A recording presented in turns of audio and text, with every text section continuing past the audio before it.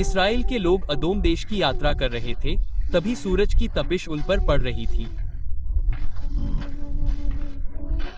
मिस्र से पलायन के 40 साल बीत चुके थे और वादा किया हुआ देश अभी भी दूर का सपना लग रहा था।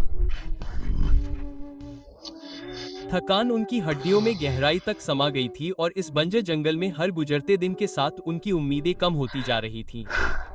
उनके पास खाने पीने की चीजें कम होती जा रही थीं। कभी चमत्कार के तौर पर मिलने वाला मन अब आम बात हो गई थी, और जब आशीर्वाद आम हो जाता है तो इंसान का दिल कृतज्ञता भूल जाता है। शिविर में असंतोष एक बीमारी की तरह फैल गया। शिकायतों की कानाफूसी से शुरू हुआ ये सिलसिला खुले विद्रोह में बदल गया। उन्होंने कहा, तुम हमें मिस्र से जंगल में मरने के लिए क्यों लाए हो? उन्होंने कहा, यहाँ रोटी नहीं है, पानी नहीं है और हम इस घटिया भोजन से नफरत करते हैं। उद्धरण, उन्होंने परमेश्वर के प्रावधान को पूरी तरह से नकार दिया। स्वर्ग से आई रोटी बेकार की धूल की तरह पैरों तले रौंद दी गई।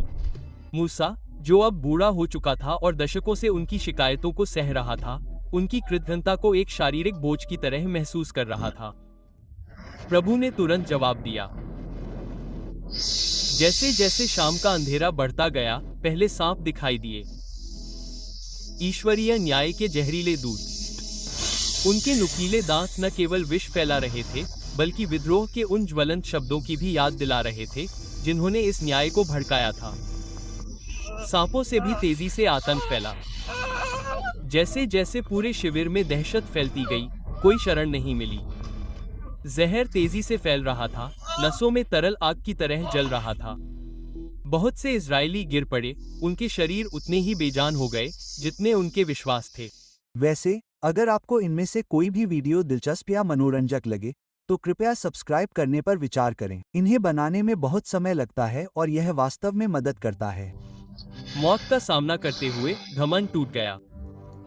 जो बुजुर्ग पहले शिकायत में शामिल थे, वे अब मूसा के पास बिल्कुल अलग शब्दों के साथ आए। हमने प्रभु और आपके खिलाफ पाप किया, उन्होंने कबूल किया।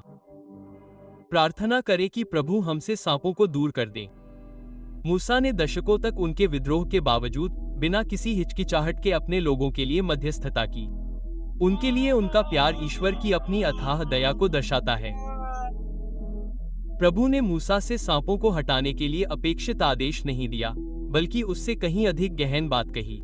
एक सांप बनाओ और उसे एक खंभे पर लटका दो। ईश्वर ने निर्देश दिया था, जिसे भी सांप काटे, वह उसे देखकर बच सकता है। मूसा ने रात भर धातु और आग से मुक्ति का निर्माण किया। उसके बूढ़े हाथ, जो कभी लाल सागर पर फैले थे, अब न्याय की छवि में मुक्ति का निर्माण कर रहे थे, एक दिव्य विरोधाभास। उनकी सजा का प्रतीक ही उनके उपचार का माध्यम बन जाएगा।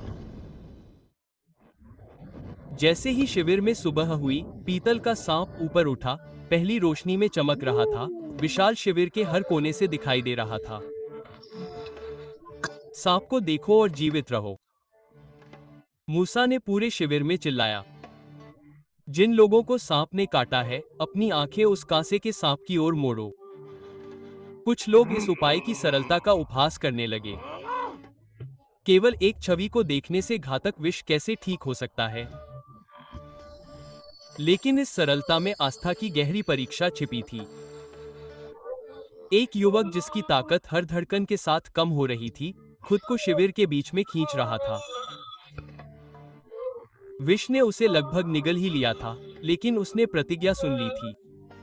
अपनी आखिरी शक्ति के साथ उसने अपनी दृष्टि उठाई। पीतल का सांप आकाश में चमकता हुआ दिखाई दिया। आज्ञाकारिता और विश्वास के उस पल में कुछ चमत्कारी हुआ।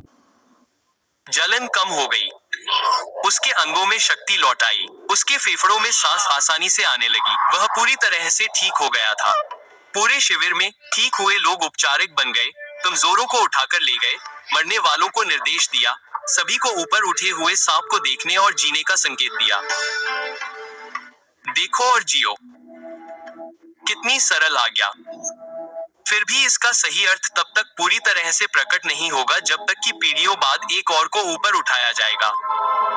कांसे के खंभे पर नहीं, बल्कि लकड़ी के क्रूस पर, एक प्रतीक के रूप में नहीं, बल्कि उद्धारकर्ता के रूप में। जैसे मूसा ने जंगल में सांप को ऊपर उठाया था, वैसे ही यीशु ने कहा, इसी प्रकार मनुष्य के पुत्र को भी ऊपर उठाया जाना चाहिए ताकि जो कोई भी विश्वास करे, उसे अनंत जीवन मिले। जंगल में उनका उपचार विश्वास के कारण हुआ क्योंकि उन्होंने ईश्वर द्वारा प्रदान की गई चीजों की ओर देखा। और ऐसा ही हमारे साथ है। देखना ही भरोसा करना है। भरोसा करना ही जीना है।